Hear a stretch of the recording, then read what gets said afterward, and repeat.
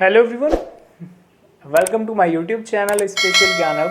देखिए फ्रेंड्स, जैसा कि कल की वीडियो में मैंने आपको बताया था कि सेंटेंस के हमारे दो पार्ट होते हैं। एक होता है हमारा सब्जेक्ट और एक होता है हमारा प्रेडिकेट।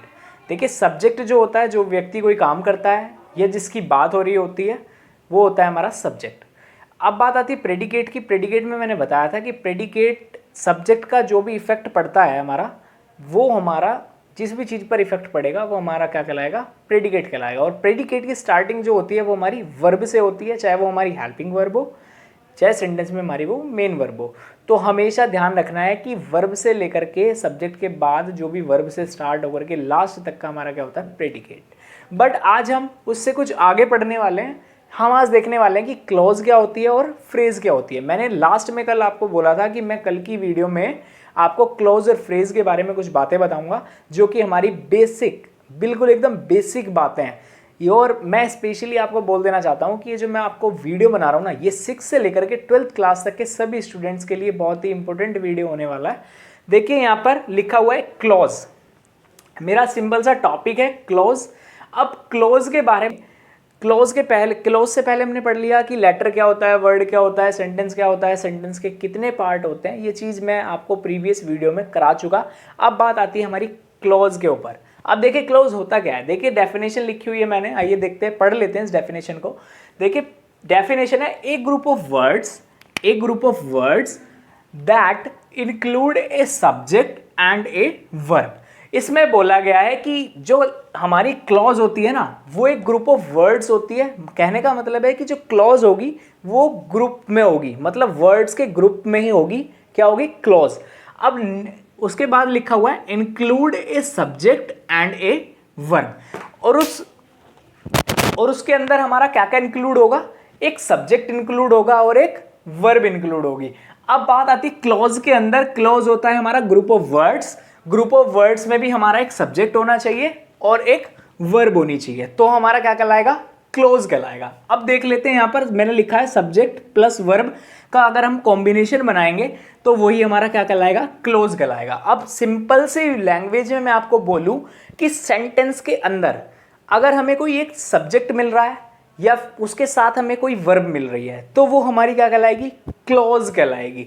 अब बात की है कि क्लॉज के भी कुछ टाइप्स होते हैं, वो मैं आपको नेक्स्ट चैप्टर में पढ़ाऊंगा। जो अभी आने वाला, जब मैं पूरा फुल डिटेल में एक क्लॉज और फ्रेज के ऊपर चैप्टर पढ़ाऊंगा, तो मैं उस वीडियो में आपसे डिस्कस करूंगा कि क्लॉज हमारी कितने टाइप की होती है। अब बात आती है सेंटेंस के ऊपर। देख लेते हैं हम सेंटेंस के अंदर क्या बोला गया है। देखिए मैंने सेंटेंस में बोला गया राहुल लाव इन द क्लास। अब जो राहुल है ये हमारा क्या हो गया? सब्जेक्ट। कोई भी काम कर रहा है, कोई भी व्यक्ति जब कुछ काम करता है तो उसे हम डूअर भी बोलते हैं। क्या बोलते हैं? डूअर भी बोलते हैं। किसी भी काम को करने वाला व्यक्ति जो होगा उसे हम क्या बोलेंगे? डूअर बोलेंगे। अब यहां पर राहुल हमारा सब्जेक्ट है। अब लाफ माने क्या होता है? हंसना होता है। लाफ कर रहे हैं हा हा हा करके, तो ये होता है हमारा हंसना। तो ये हो गई हमारी कोई भी एक्शन वर्ड, तो ये हो गया हमारा क्या? वर्ब। अब यहां पर हमें सब्जेक्ट और वर्ब का कॉम्बिनेशन मिला, तो यही हमारी क्या है? एक क्लोज है। क्या है हमारी? क्लोज। देखिए सेंटेंस के अंदर हमें जहां भी सब्जेक्ट और वर्ब का कॉम्बिनेशन मिलेगा, वो वर्ड हमारा क्या कहलाएगा? सेंटेंस में वो चीज हमारी क्या कहलाएगी? क्लोज कहलाएगी। क्लोज कहलाएगी। देखिए जब भी हमें सब्जेक्ट और वर्ब का कॉम्बिनेशन मिलेगा, वो हमारा क्या होगा? क्लोज होगा। अब देखिए इसके बारे में जान लेते हैं। देखिए फ्रेज में क्या लिखा हुआ है? Phrase A group of words that give more information about the subject. अब देखिए यहां पर क्लोज भी ग्रुप ऑफ वर्ड्स होती है और हमारी फ्रेज भी ग्रुप ऑफ वर्ड्स होती है। बट जो ग्रुप ऑफ वर्ड्स फ्रेज जो होगी ना, वो क्या करेगी? Information about the subject. Subject के बारे में इंफॉर्मेशन देने का काम करेगी कौन? Phrase. Does not contain subject और वर्ब। और इसके अंदर जैसे क्लोज में हमें सब्जेक्ट और वर्ब देखने के लिए मिलते हैं, बट यहां पर फ्रेज के अंदर ऐसा कुछ भी नहीं होता। फ्रेज के अंदर हमें ना ही सब्जेक्ट देखने के लिए मिलेगा और ना ही हमें वर्ब देखने के लिए मिलेगी। बस ये केवल और केवल क्या करने के लिए मिलता है? सब्जेक्ट के बारे में कुछ एक्स्ट्रा इंफॉर्मेशन बताने का काम करता है कौन? फ्रेज। अब यहां पर देखिए लिखा हुआ है सब्जेक्ट और वर्ब नो कॉम्बिनेशन। देखिए फ्रेज के अंदर हमारा सब्जेक्ट और वर्ब का कॉम्बिनेशन नहीं मिलता। अब यहां पर एक सेंटेंस लिखा है मैंने, देख लेते हैं सेंटेंस को क्या है ये। देखिए राम हो गया सब्जेक्ट, सिटिंग हो गई हमारी इज और सिटिंग हो गई हमारी वर्ब। तो यहाँ पर हमें एक सब्जेक्ट और एक वर्ब का कॉम्बिनेशन मिल गया, सब्जेक्ट और वर्ब का कॉम्बिनेशन मिल गया, तो ये क्या हो गई हमारी क्लॉज हो गई। क्या हो गई? क्लोज हो गई। अब इसके बाद देखते हैं under the tree, Ram is sitting under the tree.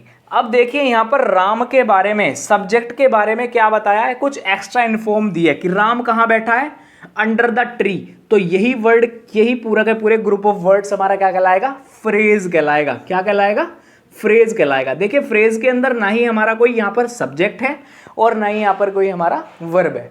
तो ध्यान रखिएगा, क्लॉज के अंदर हमारा सब्जेक्ट और वर्ब का कॉम्बिनेशन सेंटेंस के अंदर हमें दिख जाए तो वो हमारी क्या रहेगी, क्लॉज होगी।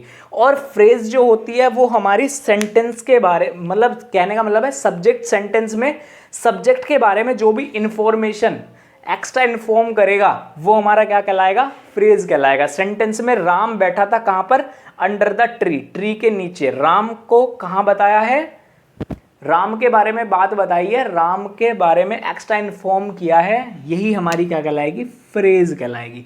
तो ये थी फ्रेंड हमारी एक क्लॉज होती है और एक इंग्लिश के अंदर फ्रेज होती है। अब इनके भी कुछ टाइप होते हैं, वो मैं आपको जब ये फुल चैप्टर पढ़ाऊंगा इसी चैनल पे तो मैं आपको पूरी फुल डिटेल उसमें दूंगा कि हमारी क्लॉज भी होती है, एक डायरेक्ट क्लॉज होती है, एक इंडिपेंडेंट क्लॉज होती है, और फ्रेज के अंदर भी noun phrase, preposition phrase, adjective phrase, ये सारी। तो अभी तक के लिए धन्यवाद। जय हिंद, जय भारत, भारत माता की जय।